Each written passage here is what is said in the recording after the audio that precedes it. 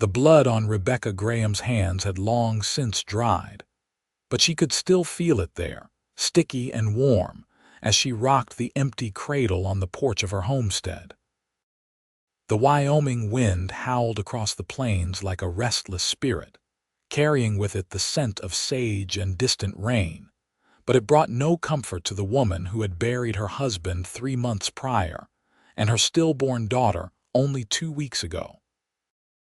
The cradle moved back and forth, a rhythmic motion that had become as natural to her as breathing, though there was no child to soothe, no baby to rock to sleep. Just the emptiness that had carved itself into her chest and refused to let go.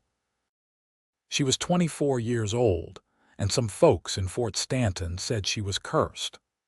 Others whispered that she should leave Wyoming, head back east where she came from, forget about the dreams she and Thomas had built on this hard land. But Rebecca had nowhere to go, no family waiting for her in Philadelphia, no reason to abandon the only thing she had left of the life she had tried to build. The homestead was small, but it was hers. The land was unforgiving, but it held the bones of the man she had loved and the daughter she would never know. The sound of hoofbeats pulled her from her thoughts. Rebecca's hand went instinctively to the rifle leaning against the porch railing, but she did not lift it. Not yet.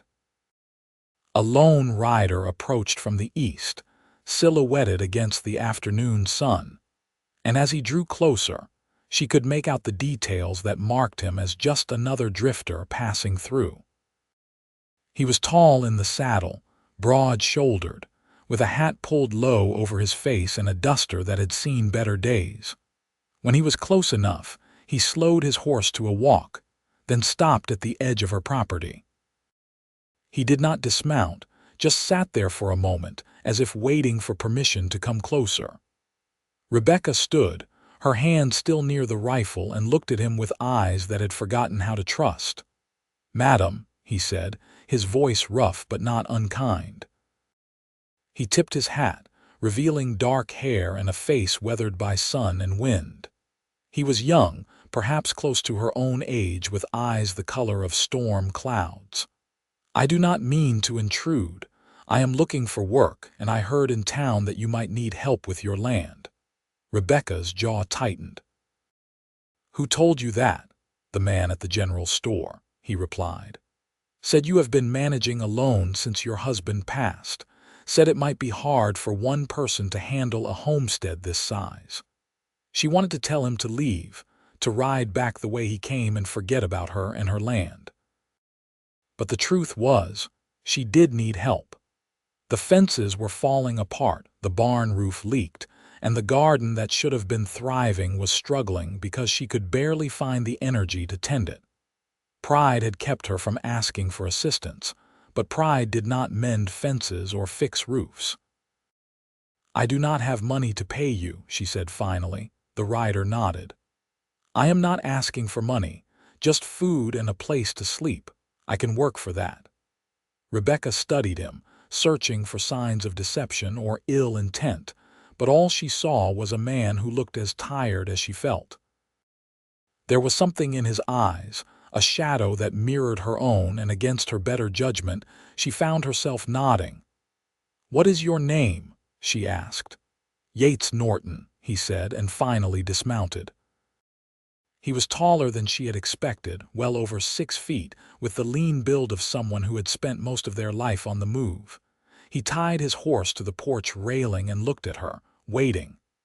"Rebecca Graham," she said, not offering her hand. "The barn has a loft.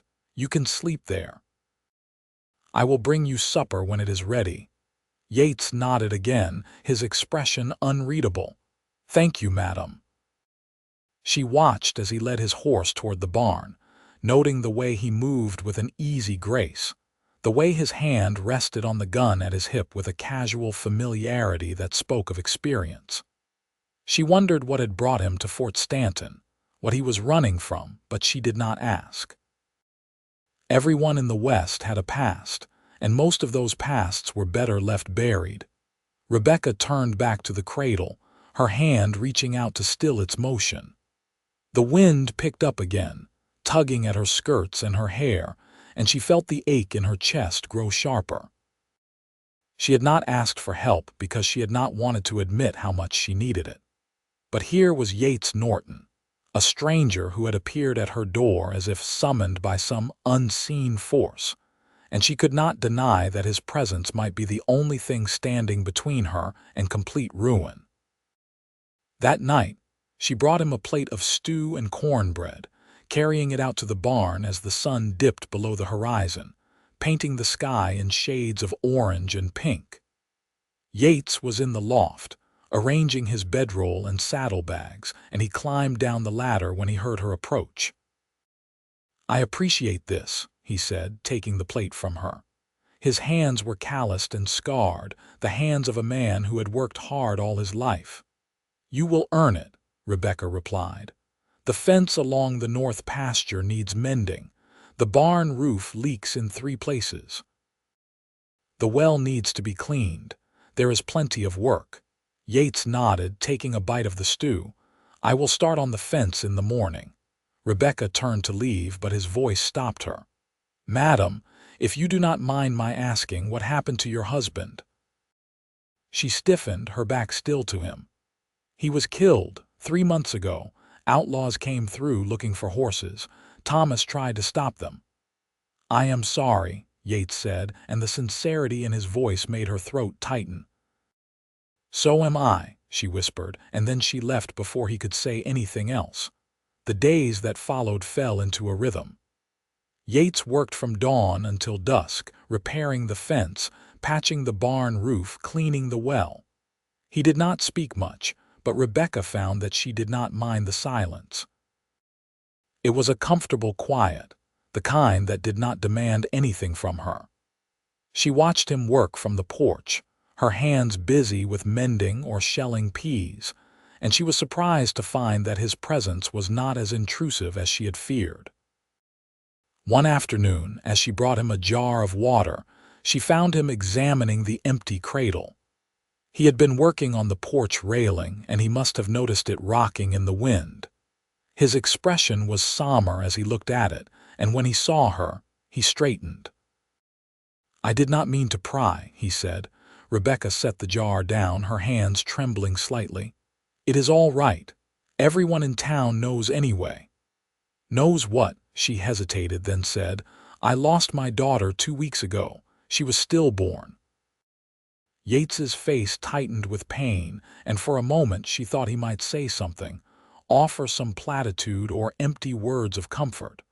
But instead he just nodded, as if he understood that there was nothing to say that could make it better. "I am sorry," he said finally. "That is a heavy burden to carry."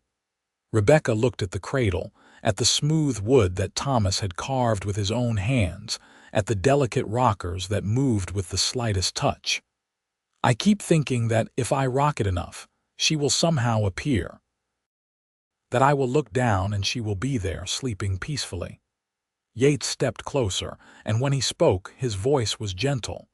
"Grief does strange things to us, makes us see the world in ways that do not always make sense." She looked up at him, meeting his eyes. "You sound like you know something about it." He was quiet for a long moment, and then he said, "I had a wife once. She died in childbirth along with our son. That was 5 years ago." Rebecca felt her breath catch. "I did not know." "No reason you should," Yates replied. "I do not talk about it much, but I understand what it is to lose everything, to feel like the world has stopped making sense." She wanted to ask him more, to know what had brought him here, what he had been doing in the 5 years since his loss. But the pain in his eyes was too raw, too familiar, and she found herself reaching out to touch his arm, a gesture of solidarity. "Thank you for telling me," she said. Yates looked at her hand on his arm, then at her face, and something passed between them, a recognition that went beyond words. "We will get through this," he said. "Both of us." Rebecca nodded, though she was not sure she believed him. But for the first time in weeks, she felt a small spark of something that might have been hope, As the weeks passed, Yates became more than just a hired hand. He fixed the things that had been broken long before Thomas died, things Rebecca had never noticed or had learned to live with. He built a new chicken coop after a coyote got into the old one. He reinforced the barn doors. He even planted a vegetable garden, working the soil with a care and patience that spoke of a man who understood the value of growing things. Rebecca found herself looking forward to their meals together, to the quiet conversations they had over coffee in the evenings. Yates was a good listener, and he never pushed her to talk about things she was not ready to share. But slowly, bit by bit, she began to open up, telling him about her life in Philadelphia, about how she had met Thomas at a church social, about how they had decided to come west to make a new life. "He was a dreamer," she said one evening as they sat on the porch watching the sun set. "He believed that if we worked hard enough we could build something beautiful here, something lasting." "And you?" Yates asked. "Did you believe that too?" Rebecca considered the question. "I wanted to. But I think I was always more practical than Thomas. I knew how hard it would be, how much we would have to sacrifice, but I loved him, so I came." Yates nodded, his gaze distant. "Love makes us do things we might not otherwise do. Did you love your wife?" Rebecca asked, then immediately wished she could take the words back. "I am sorry, that was too personal." "No, it is all right," Yates said. He was quiet for a moment, then said, "I did love her, but it was not the kind of love that poets write about. It was quieter, steadier. She was a good woman, and I thought we would have a lifetime together." "What was her name?" "Elizabeth," he said, and the way he said it, with a tenderness that had not faded despite the years, made Rebecca's heart ache. "I think Thomas and I had that kind of love too," she said. "It was not grand or passionate, but it was real." They sat in silence for a while, each lost in their own thoughts, and Rebecca realized that she felt more at peace than she had in months. Yates had a calming presence, a steadiness that made her feel like she did not have to carry the weight of her grief alone. And when he looked at her, she saw something in his eyes that made her pulse quicken, something that frightened and thrilled her in equal measure. It was not until a month after Yates arrived that Rebecca realized she was falling in love with him. The realization came to her one morning as she watched him work in the garden, his sleeves rolled up, his face focused and intent. He looked up and caught her watching, and he smiled, a slow, genuine smile that made her stomach flip. She turned away quickly, her cheeks burning, and went back into the house. But the knowledge stayed with her, persistent and undeniable. She was falling in love with Yates Norton, this stranger who had shown up at her door and become a part of her life.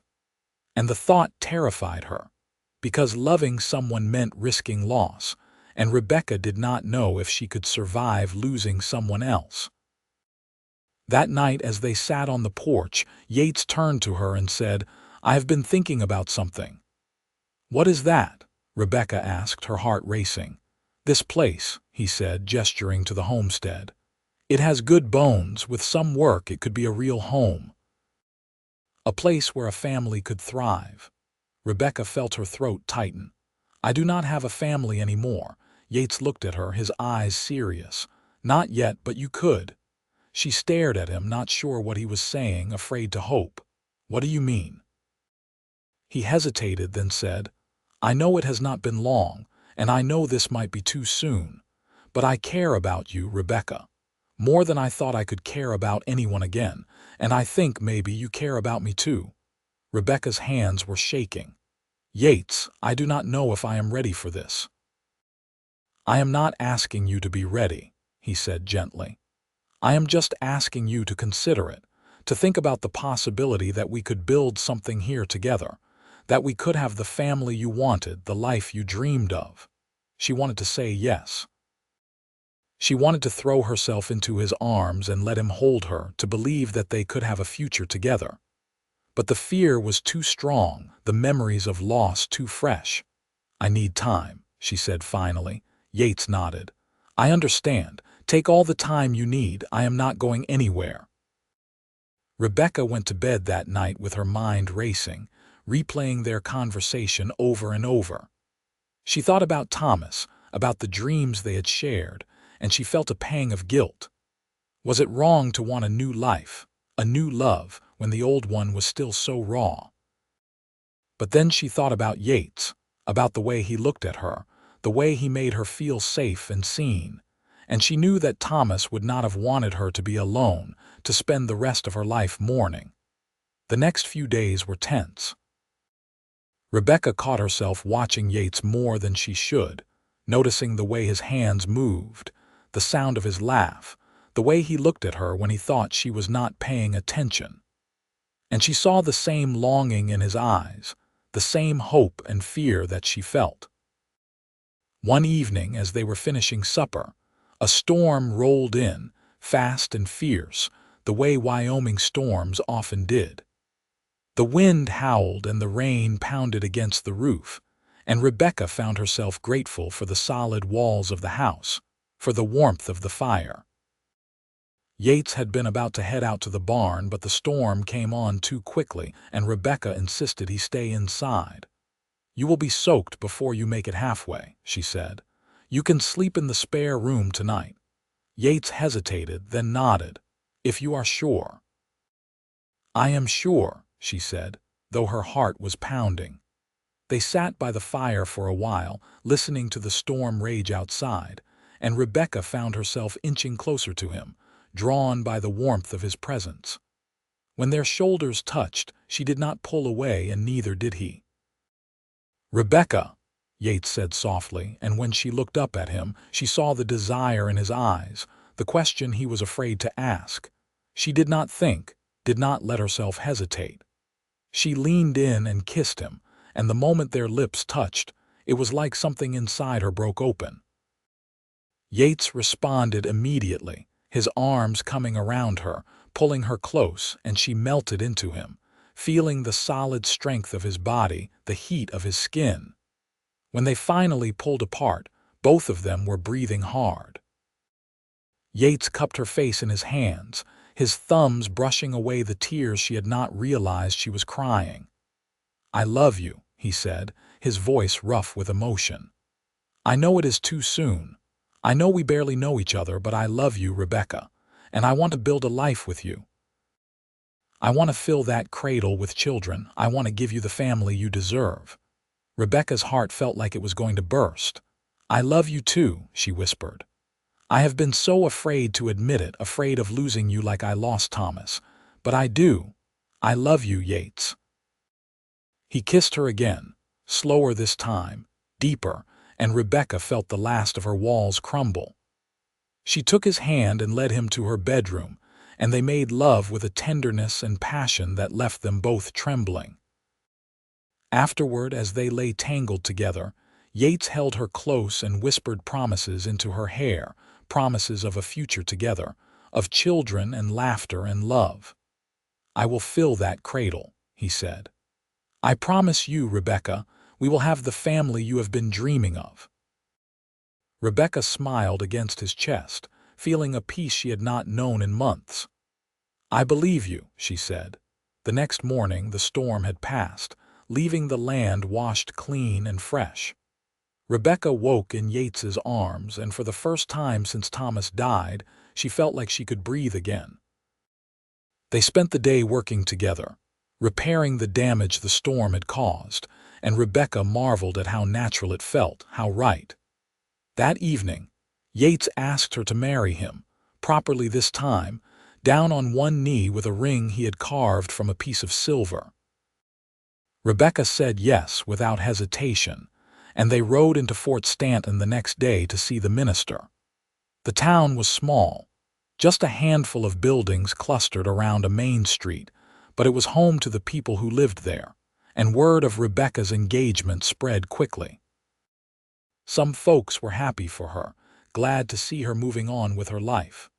Others were less kind, whispering that it was too soon, that she was dishonoring Thomas's memory. But Rebecca did not care. She had spent too long caring about what other people thought, and she was done living her life for anyone but herself. They were married a week later, in a simple ceremony at the church. Rebecca wore a dress she had sewn herself, pale blue with white lace, and Yates wore his best shirt and a new vest.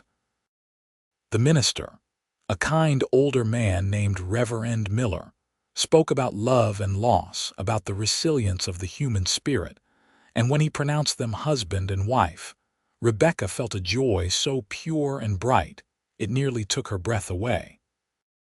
Yates kissed her in front of everyone, a kiss that was both gentle and claiming, and Rebecca knew that she had made the right choice.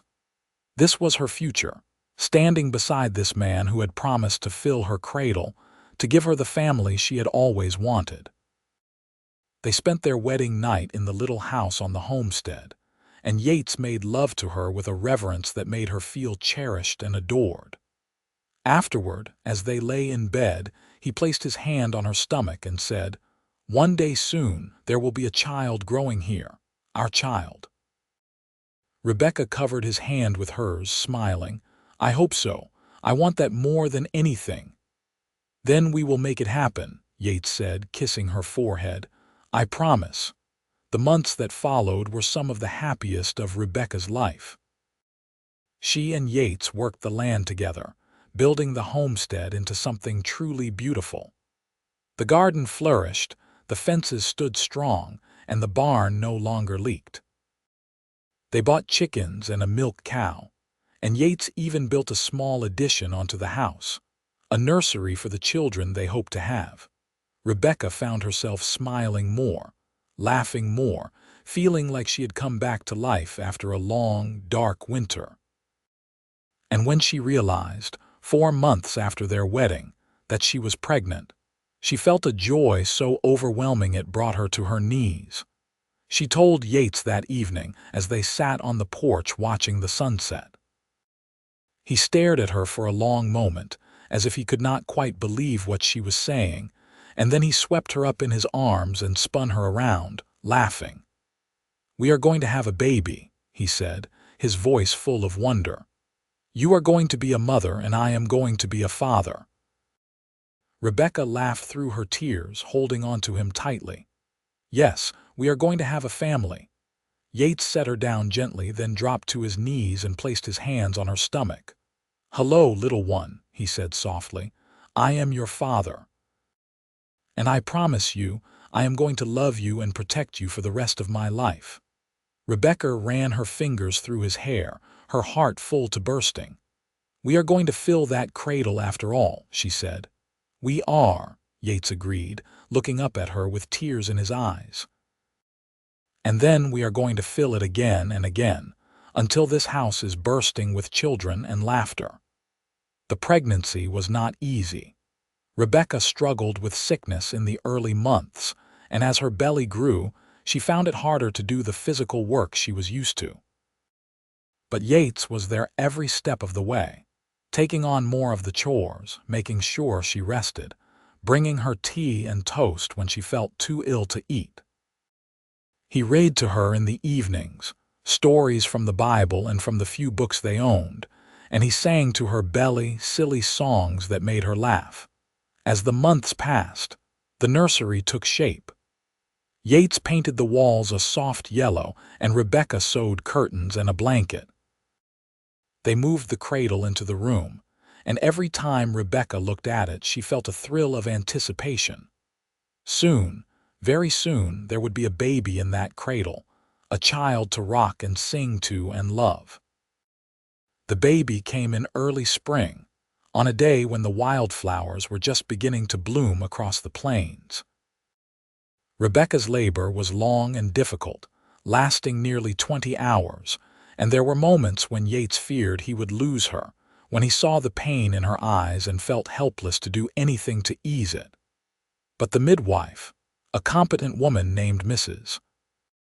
Fletcher from Fort Stanton, stayed calm and steady, and in the end, Rebecca gave birth to a healthy baby boy. Yates held his son for the first time with hands that shook, staring down at the tiny, perfect face in awe. "He is beautiful," he said, his voice choked with emotion. "Rebecca, he is perfect." Rebecca, exhausted but radiant, smiled up at him. "What should we name him?" Yates thought for a moment, then said, "Thomas, after your first husband. He should know that he is part of this family too, that his memory lives on." Rebecca's eyes filled with tears, and she reached out to touch Yates's face. "Thank you," she whispered. "That means more to me than you know." They named their son Thomas Norton, and from the moment he was born, he became the center of their world. Yates was a devoted father, waking in the night to help with feedings, rocking Thomas when he cried, singing to him in that low, gentle voice that made Rebecca's heart melt. And Rebecca, despite her fears and her grief, found that motherhood came naturally to her, that holding her son in her arms felt like the most right thing in the world.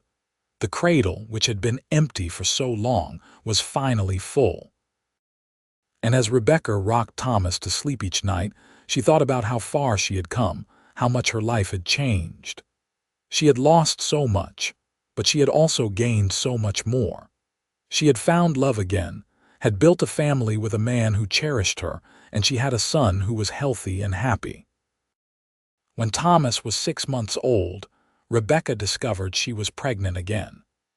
This time, the pregnancy was easier, and 9 months later, she gave birth to twin girls, whom they named Rose and Ruth. Yates was beside himself with joy, holding his daughters and marveling at how different they were from their brother, how delicate and beautiful. "We are going to need a bigger house," he said with a laugh, as he juggled one twin while Rebecca nursed the other.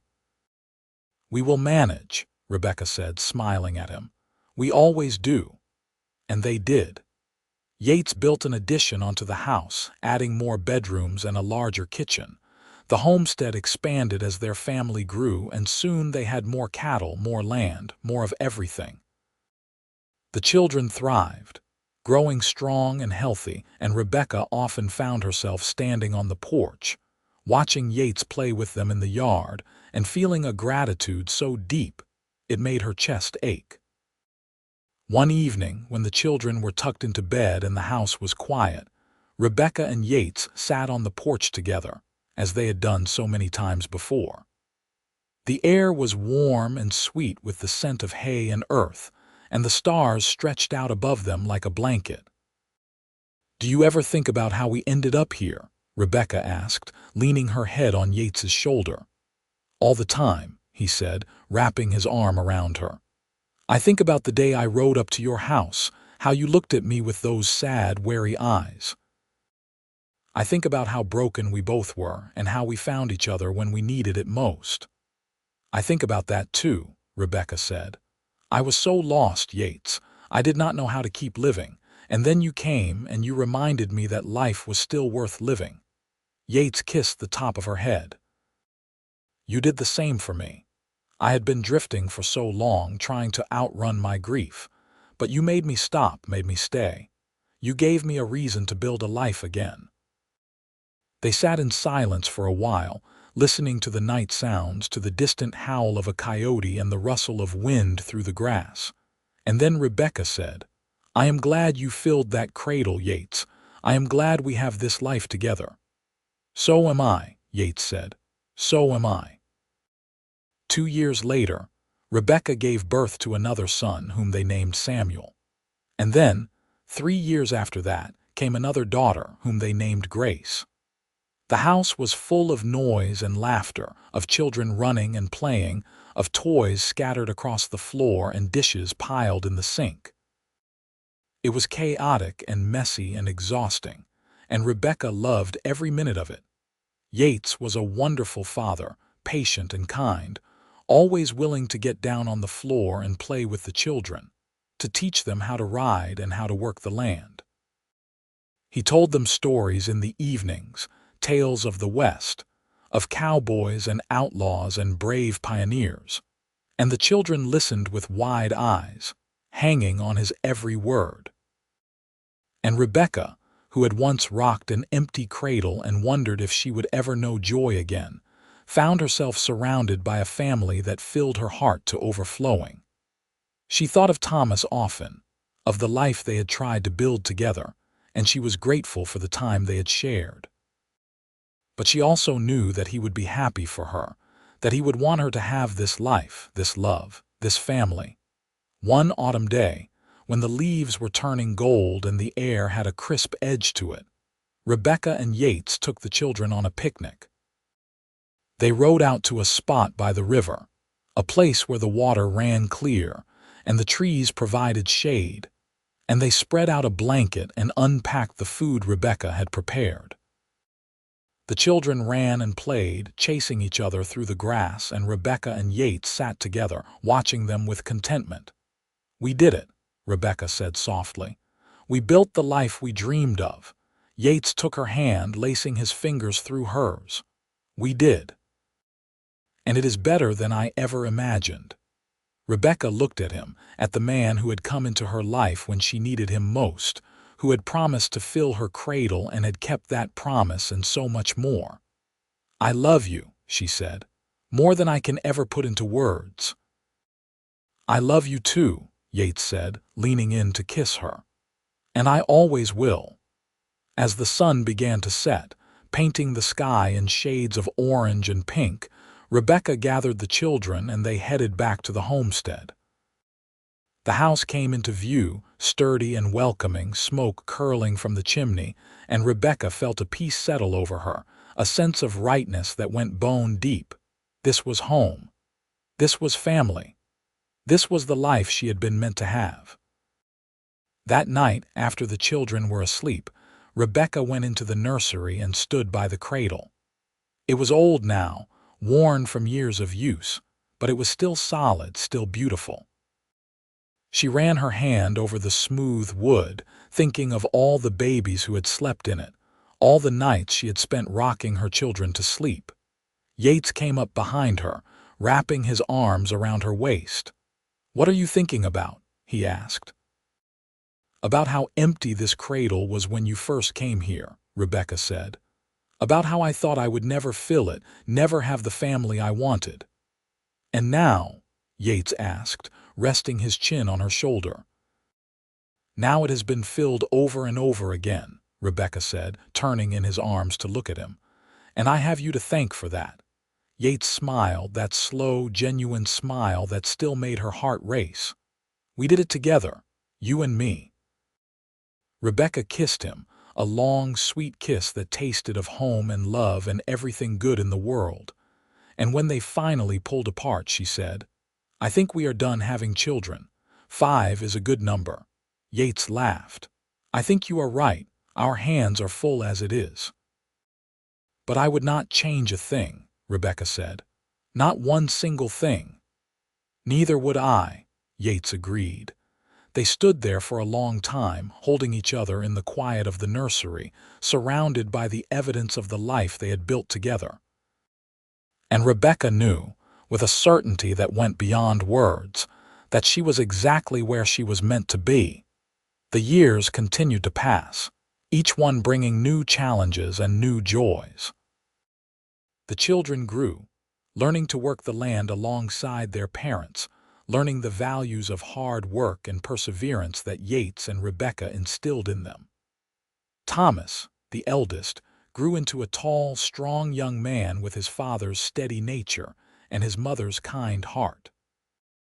The twins, Rose and Ruth, were inseparable, always scheming and plotting together, bringing laughter and mischief into the house. Samuel was quiet and thoughtful, always with his nose in a book, and Grace, the youngest, was a wild spirit, fearless and adventurous. Rebecca and Yates watched their children grow with pride and love, knowing that they had given them the best life they could. And when the children were old enough to ask about their family history, Rebecca told them about Thomas, about the man who had been her first husband, who had helped her come west, and who had died trying to protect what was theirs. She told them that they carried his name and his memory, and that he was part of their family, even though he was gone. The children listened with respect and understanding, and they honored Thomas's memory by living their lives with courage and integrity. And Rebecca was grateful that Yates had suggested naming their first son after him, that Thomas's legacy lived on in the child who bore his name. One summer evening, when the children were older and the homestead was quiet, Rebecca and Yates took a walk together, something they tried to do as often as they could. They walked hand in hand across the land they had worked so hard to build, past the fields and the barn and the house that had seen so much life. "You remember the day we met?" Rebecca asked, squeezing Yates's hand. "Of course I do," Yates said. "You were sitting on the porch, rocking that empty cradle, and you looked so lost. I almost rode on by, thought you might not want a stranger bothering you, but something made me stop." "I am glad you did," Rebecca said. "I do not know what would have happened to me if you had not come along when you did." "You would have survived," Yates said. "You are stronger than you know, Rebecca, but I am glad I could be there to help you through it." They stopped at the top of a hill, looking out over the land that stretched as far as the eye could see. The sun was setting, casting everything in a golden glow, and Rebecca felt a sense of completeness, of fulfillment, that she had not thought possible all those years ago when she was lost in grief. "We have had a good life," she said. "A really good life." "We have," Yates agreed. "And we are not done yet. We still have years ahead of us, years to watch our children grow, to meet our grandchildren, to keep building this life together." Rebecca smiled, leaning her head on his shoulder. "I am looking forward to it, all of it." Yates kissed her temple. "So am I." They stood there until the sun had fully set, until the stars began to appear in the darkening sky, and then they walked back to the house, to the life they had built, to the family that was waiting for them. The years continued to unfold, bringing with them the natural progression of life. Thomas, their eldest, grew into a man and fell in love with a young woman from Fort Stanton, a girl named Abigail who was sweet and kind, and who fit into their family as if she had always been there. They married in the same church where Rebecca and Yates had married, and Rebecca cried tears of joy as she watched her son stand at the altar, promising to love and cherish his bride. Not long after, Thomas and Abigail built a small house on a corner of the homestead, and soon they had children of their own, giving Rebecca and Yates their first grandchildren. Rebecca held her grandson, a squirming, red-faced baby named after his father, and she felt a surge of emotion so powerful it took her breath away. This was her legacy, these children and grandchildren, this family that had started with an empty cradle and a broken heart. The twins, Rose and Ruth, both found love in their own time. Rose married a rancher from a neighboring town, a good man who made her laugh, and Ruth married a school teacher who had come west to start a school in Fort Stanton. Both couples stayed close, visiting often, and the homestead became a gathering place for the growing family. Samuel, who had always been the quiet one, surprised everyone by deciding to become a doctor. He went east to study, and though Rebecca missed him terribly, she was proud beyond measure. He returned to Wyoming years later, setting up a practice in Fort Stanton, and he brought with him a wife, a gentle woman named Caroline who shared his passion for helping others. Grace, the youngest, was the last to marry. She fell in love with a cowboy, a young man named Jack who worked on a ranch outside of town.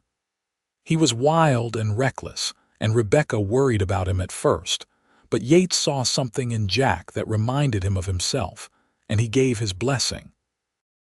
Grace and Jack married and stayed on the homestead, taking over more and more of the work as Yates and Rebecca grew older. And through it all, Rebecca and Yates remained each other's anchor, their love deepening with each passing year. They still sat on the porch in the evenings, still held hands and talked about their day, still looked at each other with the same tenderness and passion that had brought them together all those years ago. One evening, when they were both well into their 60s, Rebecca found Yates in the nursery, standing by the cradle. It was empty now, had been for many years, but it still held a place of honor in the house. Yates was running his hand over the wood, a wistful expression on his face. "What are you doing?" Rebecca asked, coming to stand beside him. "Just remembering," Yates said. "Thinking about all the babies who slept in this cradle, all the nights we spent rocking them to sleep." Rebecca slipped her hand into his. "We filled it, did we not, just like you promised?" Yates smiled. "We did. We filled it and then some." They stood there together, looking at the cradle, and Rebecca felt a wave of gratitude wash over her.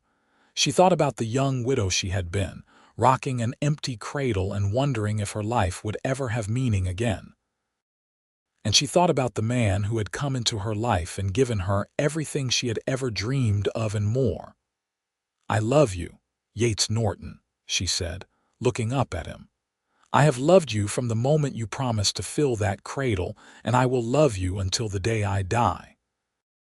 Yates cupped her face in his hands, his eyes shining with emotion. "And I love you, Rebecca Norton. You are the best thing that ever happened to me, and I thank God every day that I stopped at your homestead all those years ago." They kissed, a sweet, lingering kiss that tasted of a lifetime of love and devotion. And then they walked out of the nursery, hand in hand, ready to face whatever years they had left together. Rebecca lived to the age of 78, and Yates lived to 81. They spent their final years surrounded by their children and grandchildren, watching the family they had built continue to grow and thrive. They passed away within months of each other, Yates first, and then Rebecca, and they were buried side by side on a hill overlooking the homestead, with a view of the land they had loved so much. The cradle, worn and weathered but still beautiful, was passed down through the generations, a symbol of the love and resilience that had started with a widow and a cowboy who had found each other when they needed it most. And every time a new baby was rocked in that cradle, the family remembered Rebecca and Yates, the couple who had filled it with love and laughter and life. Their story became a legend in Fort Stanton, a tale told around fires and at family gatherings, a reminder that even in the hardest times, love could heal, hope could bloom, and empty cradles could be filled. And the legacy they left behind, the family they had built, continued to flourish, a testament to the power of love and the enduring strength of the human spirit. The homestead remained in the family for generations, each new owner adding their own touch while honoring the foundation that Rebecca and Yates had laid. The house was expanded again and again, but the original rooms, the ones Rebecca and Yates had lived in, were preserved, kept as a reminder of where it all began. And in the nursery, in a place of honor, the cradle still sat, waiting to rock the next generation, to hold the next child, to continue the story that had started so many years ago with a promise made by a cowboy to a widow who had lost everything.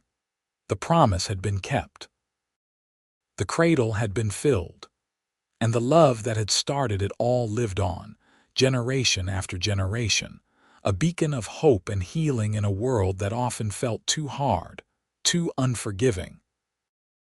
Rebecca and Yates had shown that it was possible to build something beautiful from the ashes of loss, to find love again even when it seemed impossible, to create a legacy that would last long after they were gone.